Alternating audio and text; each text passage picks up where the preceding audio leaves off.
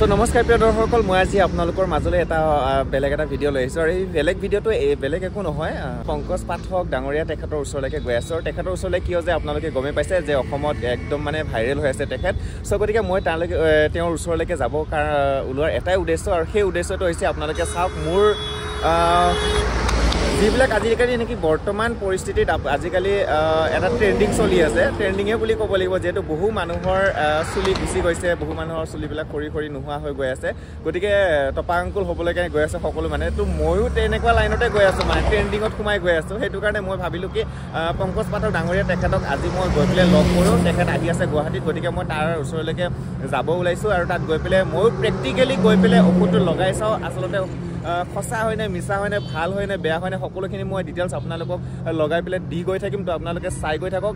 চাওক মোৰ চুলিৰ অৱস্থাটো আপোনালোকে চাওক, মানে কি মোৰো নাই একদম মানে হেৰি হৈ গৈছে। এনেকুৱাকৈ গোটেইখিনি মানে সৰা আৰম্ভ হৈছেই, মানে কি প্ৰায় অলপ চলপ আছে আৰু কি বুলি কয় পাতল হৈ গৈ আছে। সেইটো কাৰণে মই ভাবিছোঁ কি আজি মই গৈ পেলাই সেই ঔষধটো লগাই চাওঁ, লগাই চাই পেলাই কেনেকুৱা কি প্ৰফিট হয়, মানে ভাল হয় নে বেয়া হয়, সকলোখিনি আপোনালোকক দেখুৱাই গৈ থাকিম। চ' আপোনালোকে প্ৰথমতে চাই গৈ থাকক। মোৰ আজিৰ ব্লগটো সম্পূৰ্ণকৈ আপোনালোকক দেখুৱাবৰ কাৰণে চেষ্টা কৰিম। আৰু লগতে আপোনালোকক মই কৈ দিছোঁ যে ইয়াৰ ৰিজাল্টটো মানে কেইদিনৰ পাছত কিমানখিনি ডেভেলপ হয় নে নহয়, সেই সকলোখিনি মই আপোনালোকক দেখুৱাই গৈ থাকিম। চ' গতিকে আপোনালোকে মোৰ ভিডিঅ'টো সম্পূৰ্ণকৈ চাই গৈ থাকিব।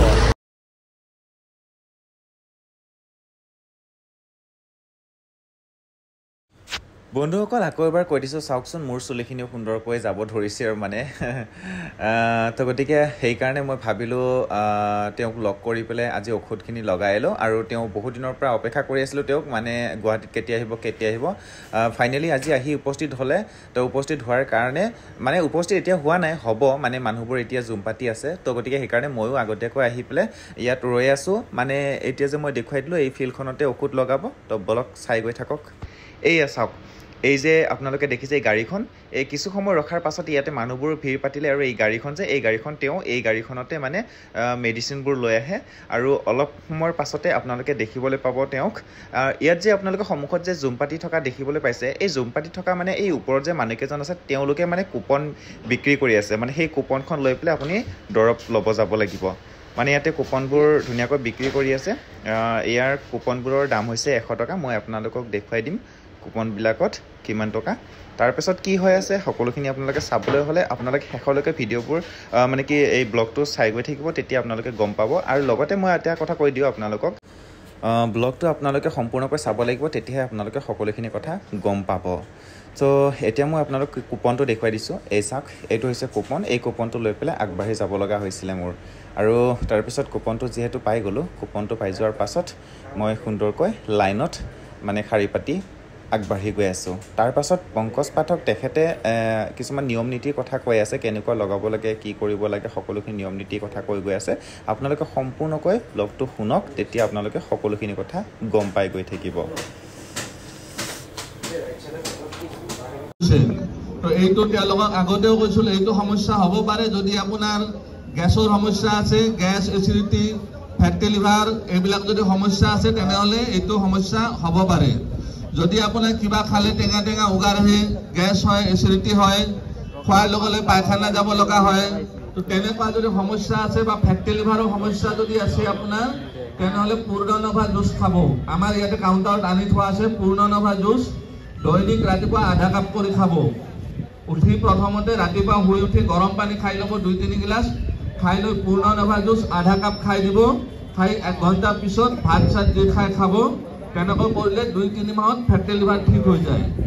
তাৰপিছত যিসকলৰ পাইলছৰ সমস্যা আছে, শৌচ কৰিলে তেজ যায় আৰু গুদ্ৰদাটো খুব বিষ হয়, কিছুমানৰ গুটি নিচিনা হৈ যায়, কিছুমানৰ বাহিৰত ওলাই যায়, এইবিলাক যদি সমস্যা আছে পাইলছ, প্ৰেছাৰ, ফিস্টুলা, তেওঁলোকে এটা জুচ আছে আমাৰ অল ক্লিয়াৰ নামৰ, সেইটো 6 মাহমান খাব লাগে। ৰাতি ভাত খোৱাৰ পিছত খাব লাগে 30 ml কৰি।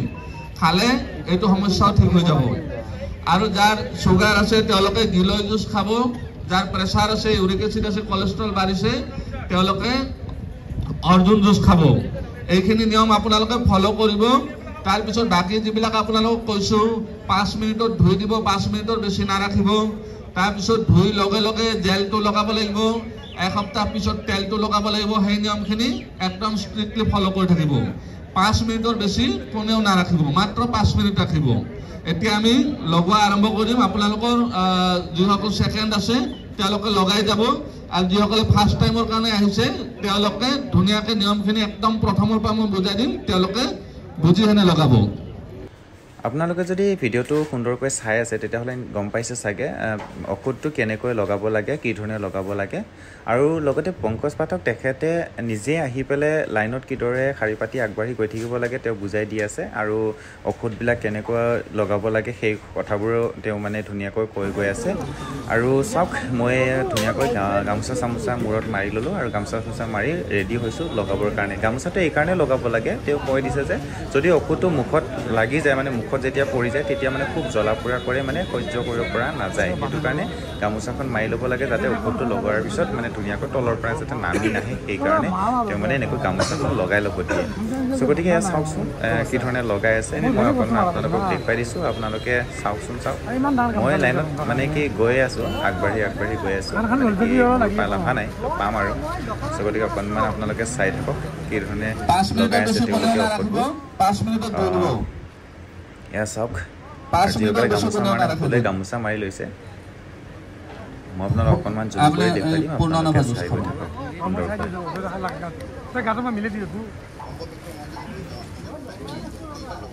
দুবাৰ লগাব এইটোত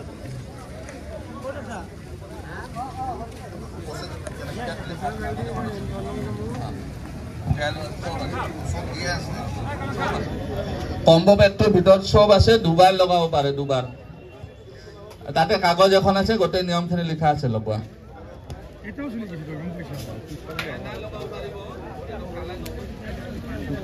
জেতুকা লগাব পাৰিব কিন্তু কালাৰ নকৰিব 5 मिनट धोई দিব 5 मिनट বেশি কোনেও না রাখবো 5 मिनट में धोना है 5 मिनट से ज्यादा नहीं रखना है आंख में पानी नहीं जाना चाहिए किसी का भी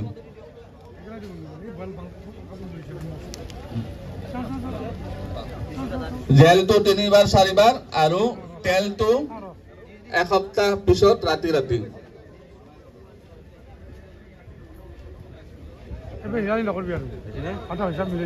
কম্বো পেকটো কাউন্টাৰত পাব সব বস্তু আমাৰ দাদা কাউন্টাৰত আছে কিবা লাগিলে লৈ যাব ঠিক আছে নকৰিবি আৰু তোকে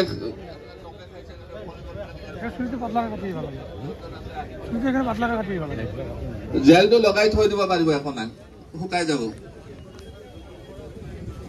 তেলটো এক সপ্তাহ পিছত লগাব কন্টিনিউ লগাই থাকিব 6 মাহ 7 মাহ যেতিয়া লৈকে পাৰে লগাই থাকিল জেলটো এক সপ্তাহ যেতিয়া ঔষধ লগাই তেতিয়া এক সপ্তাহ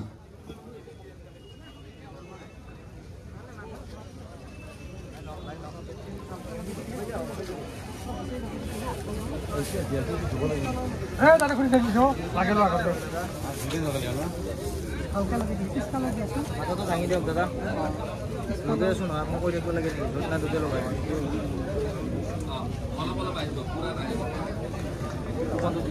সো ঔষধ চকুত ল'লোঁ এয়া দেখিছে এয়া এইটো হৈছে জেল এইটো হৈছে তেল আৰু হৈছে কম্বো পেক মানে এই কম্বো পেকটোত আপোনালোকে কি কৰিব পাৰিব সুন্দৰকৈ ধৰি লওক লগাব পাৰিব ইয়ালৈকে নাহিলেও হৈ যাব ইয়াত 2 টাইম লগাব পৰা কেপাচিটি আছে চ' কম্বো পেকত মানে গতিকে ইয়াত নাহিলেও আপোনালোকে সুন্দৰকৈ লগাব পাৰিব ইমান লাইন চাওকচোন মানুহবিলাকৰ ভিৰ আপোনাৰ কিমান লাইন এইফালে আছে এইফালে আছে আৰু সেইটো চাইডে মই আপোনালোকক দেখুৱাই দি আছোঁ